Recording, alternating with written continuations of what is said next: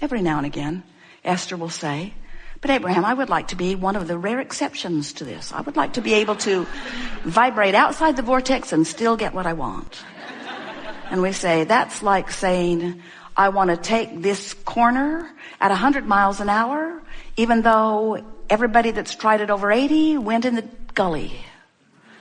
In other words, there are laws that you understand, laws of gravity and laws of inertia, and you've learned to work within them. You know how far you can push them. Oh, you get better suspension, and you put better banking on your corners. In other words, we watch you. You smooth out the bumps in your road so that you can push the limits of inertia law and gravity law. And we see you do that with this law of attraction law. We see you ornerier than you really need to be. We see you pushing the limits of it. But we also notice that when you have powerful, powerful, powerful desire, which occupies part of your thinking, even though there's some doubt that you're lacing it with, you can still take those corners pretty good if your desire is strong enough. And that's really what we want to talk about in the hours that we are together today. I want to show you, with far less effort than you think, how you can tune yourself into alignment with all that you've been asking for, because we want your life to manifest in the way you want it to. However, if you could let go of your quest for manifestation just for a little while and satisfy yourself with the immediate improvement that emotion will bring you, the immediate improvement of just focusing in a way that you feel better, then we will have taught you to focus your way into your vibrational reality. And then you're home free, because you don't have to focus your way into your vibrational reality very long before your reality catches up with it. And when it does, Jerry and Esther must have used the word miraculous 200 times the day the tree came down. It felt miraculous in the sense that they so wanted it, and there it is. And every time they would say miraculous, one or the other of them would just grin at the other one, because they know these things that people call miracles are just logical response of law of attraction to your defined, deliberate intention.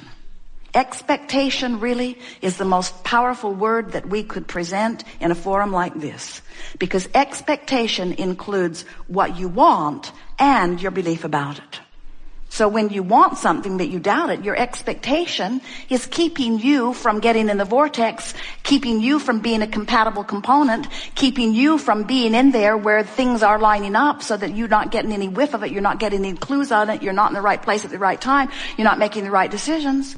But when you are desirous of something and optimistic, when you're desirous of something and expecting it, when you're desirous of something and believing it, now your expectation is in a place where you're in the vortex, you're in there where the movement is, you're in there where the things are happening, you're in there where the rendezvous are being, and you're in on the creation. Don't you find it hundreds of times more satisfying to intend something that isn't and then watch it become than to just sort of stumble on something that already became? You are creators. It is so much more satisfying. We promise you, Jerry and Esther will forever savor their view of the Pacific Ocean in ways that others will not, because they didn't have a view of the Pacific Ocean for 2 years.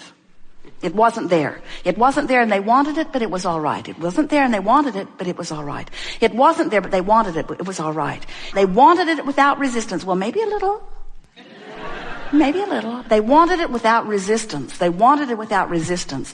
And when it came to be, the satisfaction is so much, much, much, much more. You always like your long drink of whatever it is when you're thirsty. And you always enjoy your meal when you're a little bit hungry. And you always enjoy moving into the vortex when you've not been in there for a little bit. And so the two predominant things that we want to express to you in a way that you will hear them today is you want to be in the vortex as much as you can. And you don't want to be mad at yourself when you're not. Because if you can make peace with not being in there, if you can make peace with what is, it's a lot easier to move in. What do you want to talk about? So here's how it works. Before you came into this body, you were source energy, vibration. And as part of that consciousness, a lot of words, energy, vibration, consciousness, all of this vibrational you knows about this leading edge time-space reality and sends part of that consciousness into these physical bodies that you now claim as you.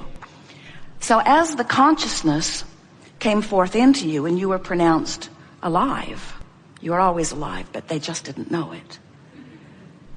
There you are, physically focused, source energy in a physical body. But when the doctors examined you, they counted your fingers and toes, but not one of them said, source energy here. Now, they were onto it in some way because they said, this one's alive. And when you croak, they'll pronounce you dead. So they've got the energy part down to the extent that they can tell when there's some in you and they can tell when there is. But they really don't understand the full relationship between this source that is you. So here you are, a part of your consciousness, a very small part of the consciousness that is you as source energy came into this physical body. And as that energy comes into this physical body, now there is a relationship between the larger part of you and the physical part of you. These two vibrational energy beings are now having a vibrational relationship, just like a transmitter and a receiver. Just like you set your radio dial in order to receive a particular frequency for a particular broadcast that you want to hear. You have been set to a frequency to receive this broadcast that is coming from who you really are. And when you first get here, your frequencies are so aligned that you are a perfect extension of source energy. Very soon you become exposed to the worrisome mother that you were born to. And you begin the process of being readied for life experience by your parents, who have long before you got here begun, in most cases, to focus upon the troublesome things of life. And they are determined to point every one of them out to you for the purpose of preparing you for guarding yourself against unwanted things. Now, these well-meaning but not wise parents don't realize that in their socialization of you that there is a very big other thing going on, and that is they may be helping you to tune your frequency further and further and further from the frequency of your source. But they're not really worried about that, because as far as they're concerned, they are the source of your guidance. So you hear things like, life isn't just about fun and games, and your inner being is saying, yes it is, yes it is, yes it is. And your parents are saying, and life is not fair, and your inner being is saying, yes it is, yes it is, yes it is. And the universe does not revolve around you, and your inner being is saying, yes it does, yes it does, yes it does. And you cannot have everything you want just because you have been flitting around and have determined that you want it. And your inner being is saying, yes you can, yes you can. Yes, you can. You can be or do or have anything that you tune yourself to vibrationally. Now, your well-meaning parents and mentors and teachers who are surrounded by their physical environment have something going on with them that you as a newborn newcomer have not yet picked up along your physical trail. And that is, they have a very severe case in almost every case of what is itis. And what is itis is it's awareness of what is. It's infatuation with the physical details that surround you. It's a determination to just observe, observe, observe, inform, dissect, discover, inform, observe. And all of that is wonderful, because you came to do that. You came to sift through the variety in order to come to your own awareness of your own preferences and desires, in order to be a creator, in order to create more out of what is. But in the process of becoming so enamored with what is that you train yourself into what we sincerely and emphatically want to convey to you all here today is a past tense environment. And what we mean by that is, well, we'll just say it plain out. When you're looking at what is, you're looking at old news. Now that's sort of hard to hear when you say, Abraham, how much more current can we be than now?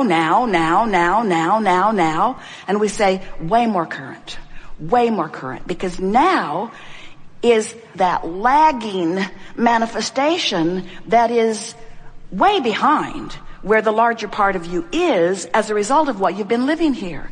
Now, did we get your attention with that? Do you understand what we mean? We wrote a book a few years ago and gave it the best title ever, Ask and It Is Given. And this is exactly what that story is about. When contrast causes you to ask, vibrationally speaking, it is given immediately, and the larger part of you becomes it.